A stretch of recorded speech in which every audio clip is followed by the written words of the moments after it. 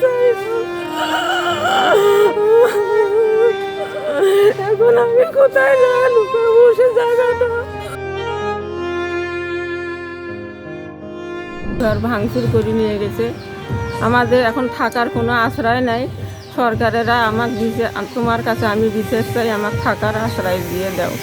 আমার বাড়ি ঘরে কিচ্ছু নাই। শিবিরেরা মিছিল করতে করতে সিডাম বাজারে যায়, সেখান থেকে আসিয়ে কুদ্দুস আমিরের বাড়িঘর ভাঙচুর করে দেয়। দেওয়ার পরে আমাদের বাড়িতে আসিয়ে ভাঙচুর করে দিয়ে জ্বালাও পোড়াও করে দিয়ে আমার বাড়িতে আসিয়ে আমার যত কিছু 4টে গরু এক জায়গায় দাঁড়িয়ে ছেলে ছোট ছোট শিশু বাচ্চা নিয়ে আমি পড়িয়েছি। চোখের সামনে আমার জন্মস্থান বাড়িল।